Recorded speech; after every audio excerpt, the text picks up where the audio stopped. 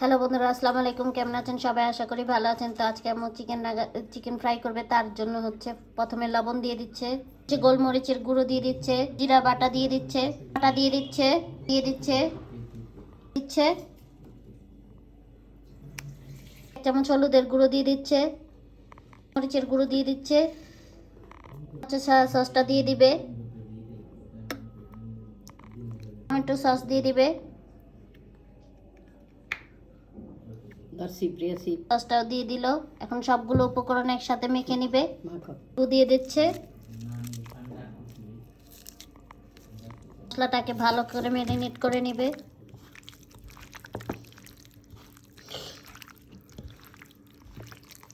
এখন এই মশলাগুলোকে হচ্ছে 1-1.5 ঘন্টা মেখে রেখে দিবে।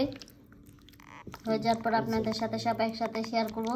চিকেনটা ম্যারিনেট করা হয়ে গিয়েছে। বানানোর জন্য মাটা নিয়ে নিয়েছে। এখানে এখন পরিমাণ মতো হলুদের গুঁড়ো দিয়ে দিল, মরিচের গুঁড়ো দিয়ে দিচ্ছে, গোলমরিচের গুঁড়ো দিয়ে দিচ্ছে, এই তো দিয়ে দিল। স্বাদ অনুযায়ী এখন লবণটা দিয়ে দিবে। এই তো দেখেন, আমি ঠিক যেমন যেমন করে এরকম ভাবে করলে অবশ্যই মজা হবে। এটা এখন পুরো সব কিছু একসাথে মিক্স করে নিচ্ছে। চিকেনটাকে একটু একটু করে কোট করে নিবে। আমি আবারও বলছি, আপনি একটু ভালোভাবে খেয়াল করে নেবেন।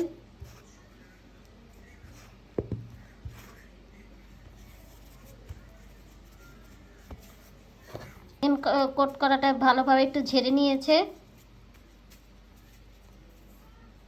এখন এই যে সাদা পানিতে একটু দিল,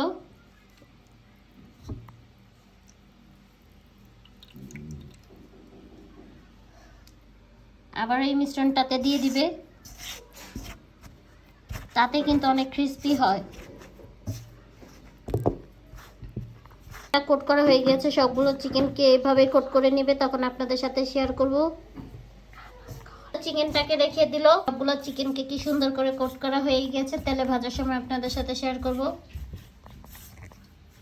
চিকেন ফ্রাইটা ভাজা হয়ে গিয়েছে, দেখেন একদম রেস্টুরেন্ট স্টাইলে। আমরা এখানে এক এক করে নিয়ে নিবে, তো নিয়ে নিচ্ছে, গোলামও নিয়ে নিয়েছে। আর হয়ে যাওয়ার পর আপনাদের সাথে শেয়ার করব। চিকেন ফ্রাইটা হয়ে গিয়েছে। আর এখানে আমি চিত্রটি বানিয়েছে। আর এটা হচ্ছে এমনি যে ঝোল মাংস করছে। আর এখানে পুডিং বানিয়েছে, যে আপনাদের রিভিউ আপা খাবে। আগে পুডিং এটা পুডিংটা খেয়ে দেখাচ্ছে। এখন একটু চিকেন ফ্রাইটা একটু ভেঙে দেখাও। এটা দেখছেন কি মচমচা দেখাচ্ছে। আর এই যে চিত্রটি,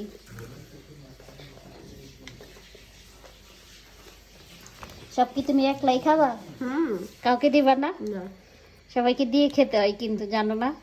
তো আজকে পর্যন্ত এখানে। সবাই ভালো থাকবেন। আল্লাহ হাফেজ। আর আমাদের পেজটা লাইক কমেন্ট শেয়ার করে পাশেই থাকবেন।